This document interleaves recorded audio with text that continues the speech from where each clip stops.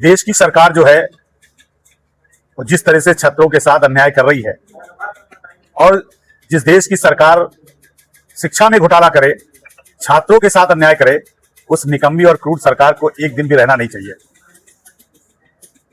152 बार NEET के परीक्षाओं में से लेकर जितनी भी परीक्षाएं, उनको पेपर लीक कराया जा रहा है।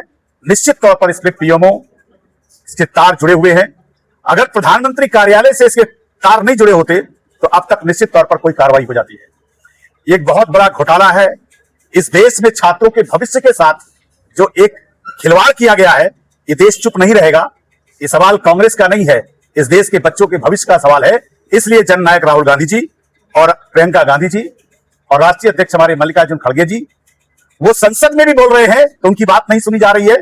तो मजबूरन कल जो है प्रधानमंत्री जी के सरकारी आवास पर जाकर अपनी बात कहने के लिए उनको धरना प्रदर्शन करना पड़ा।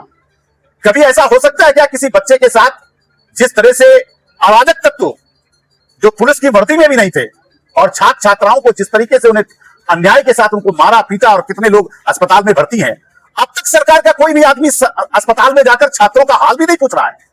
कांग्रेस पूछने जा रही है तो कहते हैं ये राजनीति है। तो राजनीति का मतलब क्या होता है?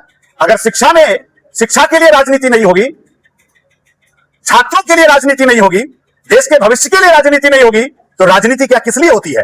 राजनीति होती है आने वाले बच्चों के भविष्य के लिए। निश्चित तौर पर जो घोटाला किया गया है और ये जो इन्होंने स्किल इंडिया के नाम पर तमाम इन्होंने योजनाएं जो कौशल विकास के नाम पर किया था, 10,000 करोड़ से ज्यादा घोटाला। जिस देश का प्रधानमंत्री पैसे के लिए पीएम केयर फंड बना लेता है, इस देश के बजट को खारिज करने के लिए इसने इस कदर से घोटाला किया है। इन सब को छुपाने के लिए ही वो धर्मेंद्र प्रधान का इस्तीफा नहीं लेना चाहते हैं।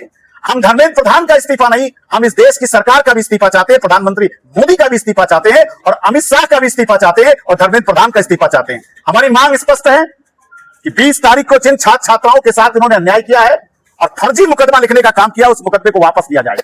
संसद में इसमें बहस होनी चाहिए कि शिक्षा के बजट पर क्या बात होगी और शिक्षा नीति पर कैसे बात होगी। और ये जो नीट घोटाला या जिस तरह से परीक्षा प्रणाली के लिए एनटीए के माध्यम से घोटाला किया गया है, इस पर निश्चित तौर पर संसद में बहस होनी चाहिए। एक ऐसी पारदर्शी नीति आनी चाहिए जिससे हमारे बच्चों का भविष्य उज्जवल हो सके।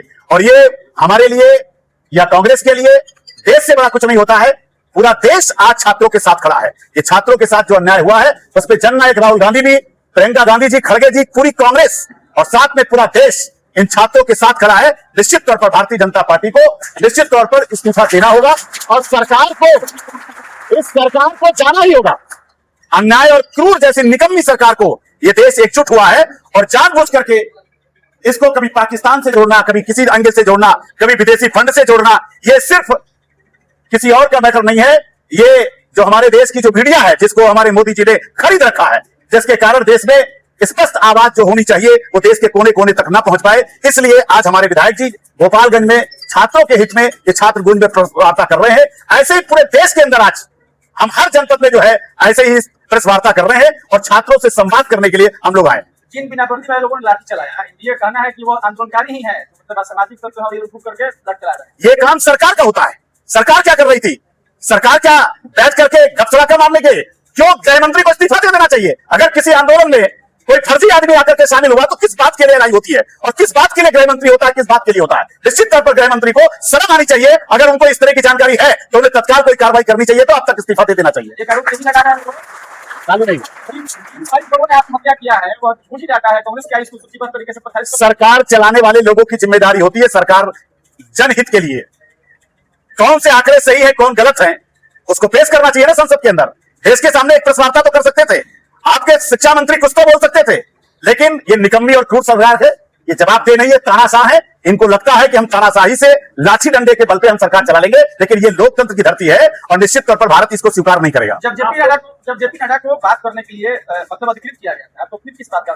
मुझे कोई बताए कि 22 दिन से जितने लगातार जब ये आंदोलन चल रहा था तो कौन सा मंत्री गया था?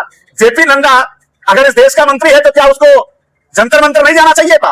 अपने ऑफिस में बुला करके ये कौन सी सरकार है जिस सरकार को इतना अहंकार और घमंड हो जाए कि एक भी मंत्री, कोई भी अधिकारी उन छात्रों से संवाद नहीं कर सकता? ऐसी सरकार को नहीं रहना चाहिए। छात्रों पूरे देश में छात्रों की इस आंदोलन की जंतर मंतर पर शुरुआत की? जंतर मंतर से शुरुआत के पहले इस देश में जननायक राहुल गांधी जी ने छात्रों के संवाद करने के लिए कोटा सहित सभी शहरों में जाकर लगातार गैर राजनीतिक कार्यक्रम चला रहे थे और छात्रों से संवाद कर रहे थे।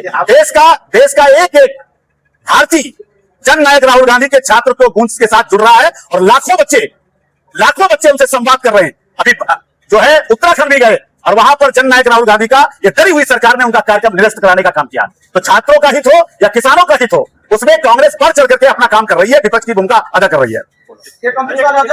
आप लोग पूरे देश में जो है नीट के छात्रों के समर्थन में प्रदर्शन कर रहे हैं, लेकिन एक आप ही लोगों के शासित प्रदेश है केरल, जहाँ पे छात्र जो प्रदर्शन कर रहे हैं अपनी मांगों को लेकर, तो वहाँ पे वाटर कैनन का प्रयोग किया जा रहा है। वहां कहीं कोई गोली चली है, वहां कहीं लाठी डंडे से अगर मारपीट हुई हो तो बताइए।